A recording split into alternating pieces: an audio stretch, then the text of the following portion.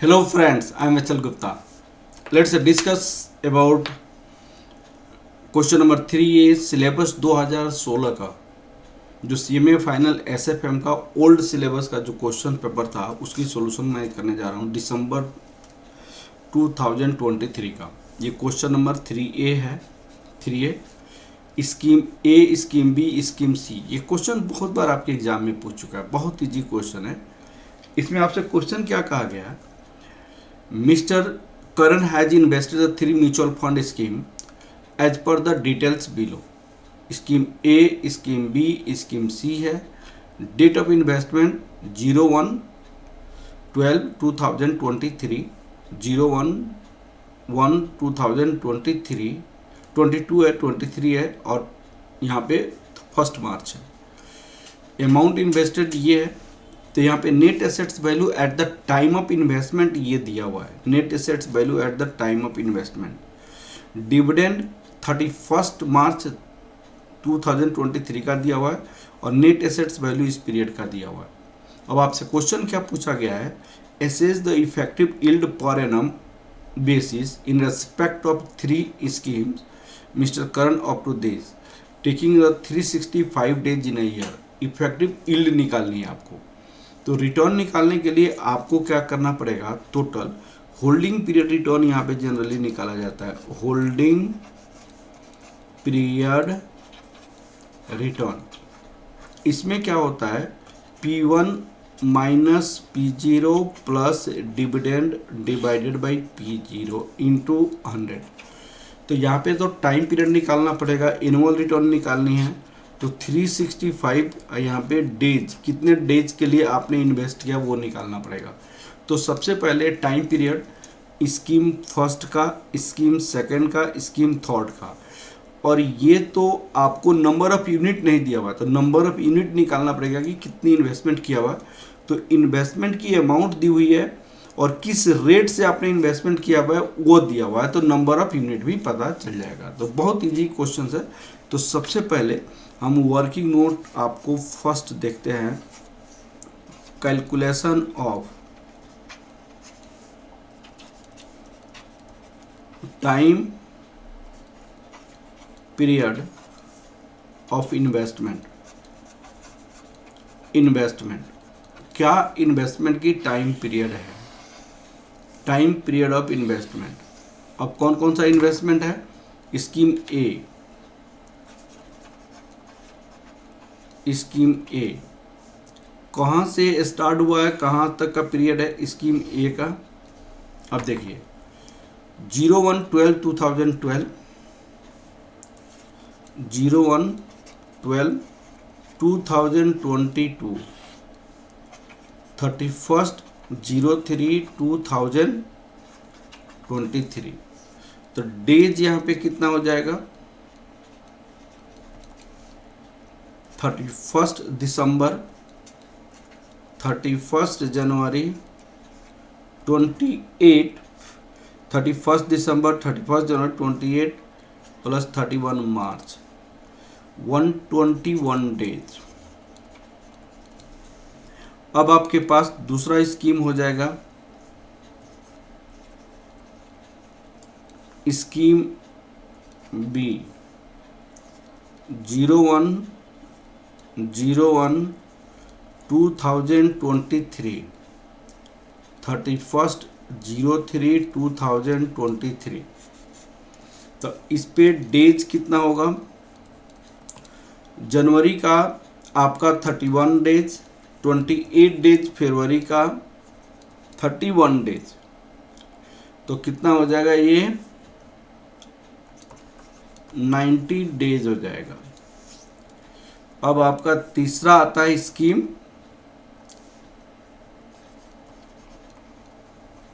सी, 01/03/2023,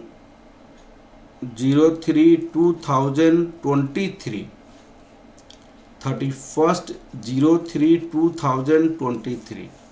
तो इसमें डेज सिर्फ मार्च का होगा, सिर्फ मार्च का होगा। तो 31 डेज हो जाएगा। ये नंबर ऑफ पीरियड, डेज आपका इन्वेस्टमेंट के लिए आ गया। अब number of unit, working note second, calculation of number of units, calculation of number of units. यहाँ पे 3 स्कीम है। स्कीम ए, ₹5 लाख हमने इन्वेस्ट किया हुआ है, किसके रेट से? 10.50 के रेट से, 10.50 के रेट से। अब आपको स्कीम बी ₹5 लाख हमने इन्वेस्ट किया हुआ है, 10 लाख इन्वेस्ट किया हुआ है ₹10 के रेट से, ₹10 के रेट से 10 लाख, 5 लाख भी 10 के रेट से। तो यहाँ पे कितना होगा? यहाँ पे कितना होगा? अब आपको यहाँ पे एक और आता है स्कीम सी, ₹5 लाख इन्वेस्ट किया हुआ है ₹10 के रेट से। तो ये आपका हो जाएगा 50,000 यूनिट, ये 1 लाख यूनिट हो जाएगा। ये आपका हो जाएगा कितना? 5 लाख डिवाइड 10.50, तो 619 यूनिट हो जाएगा। ये पैसा आपने इन्वेस्ट किया हुआ है। अब आपको क्या करना है? मैच्योरिटी वैल्यू निकालनी है। Maturity value,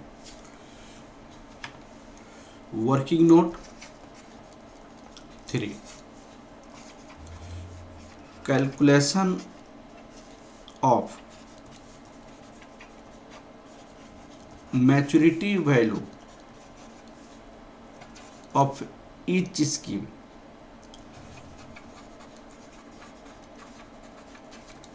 maturity value of each scheme, calculation of maturity value of each scheme. अब आपके पास स्कीम ये हो गया, स्कीम बी हो गया, स्कीम सी हो गया। अब देखिए यहाँ पे 47,619 है, यहाँ पे 1 लाख है, यहाँ पे 50,000 है। जो 31 मार्च का जो नेट एसेट्स वैल्यू है उस वो क्या है? 10.40, 10.10, यहाँ पे ₹10.40 है, और यहाँ पे ₹10.10 है, और यहाँ पे आपको 9.80 है। तो ये मैच्योरिटी वैल्यू कितनी हो जाएगी इनकी? इनकी मैच्योरिटी वैल्यू देखिए 4,95,238, 10,10,000, 4,90,000। ये मैच्योरिटी वैल्यू हो गया। अब आपको होल्डिंग पीरियड रिटर्न का निकालेंगे। Calculation of holding period return percentage, scheme A का निकालेंगे।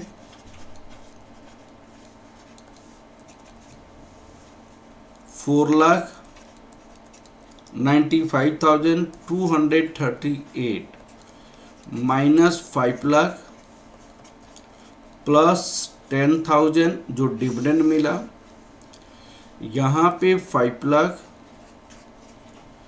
इंटू 100, यहाँ पे scheme B 10,10,000 minus 10 lakh plus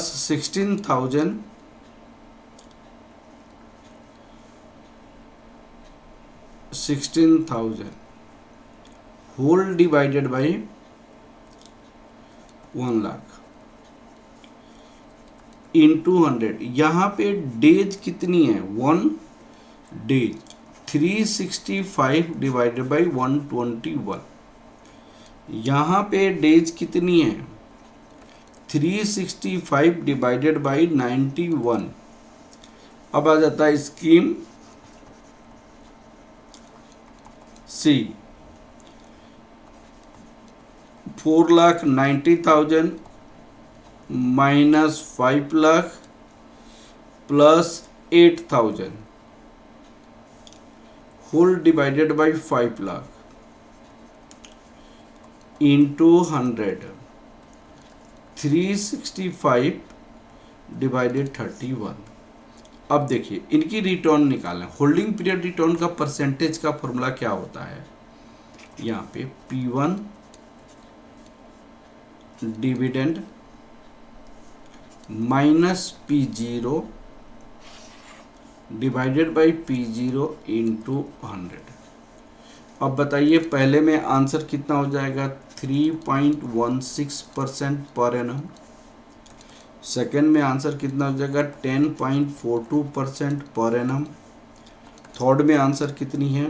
minus 4.709% 709% per annum हो जाएगा। अब देखिए आपको क्या बोला गया है कि तीनों का मैंने जो फर्स्ट पार्ट का जो आंसर था वो मैंने दिया। अब सेकेंड पार्ट में क्वेश्चन क्या हुआ? Provide the brief comment on the course of the action he should take for the further period. अब देखिएगा यहाँ पे जो इंफॉर्मेशंस क्या है, जो सबसे ज़्यादा रिटर्न हमारे पास जो सेकेंड पार्ट का आंसर होगा उस बी पार्ट में होगा, तो बी पार्ट हम ज़्यादा परचेज करेंगे। ए पार्ट भी परचेज कर सकते हैं। सी को हम क्या करेंगे? सेल कर देंगे, क्योंकि उनके पास नेगेटिव रिटर्न आ रहा है। उनके पास क्या आ रहा है? म्यूचुअल फंड स्कीम सी को हम सेल कर देंगे क्योंकि नेगेटिव रिटर्न आ रहा है। ठीक है, तो ये क्वेश्चंस आपका सेकंड पार्ट का आंसर हो गया और इस तरह हमने आपको ये क्वेश्चन कंप्लीट किया। ठीक है, चलिए okay, thank you class. Next class में हम 3A का करेंगे। ओके।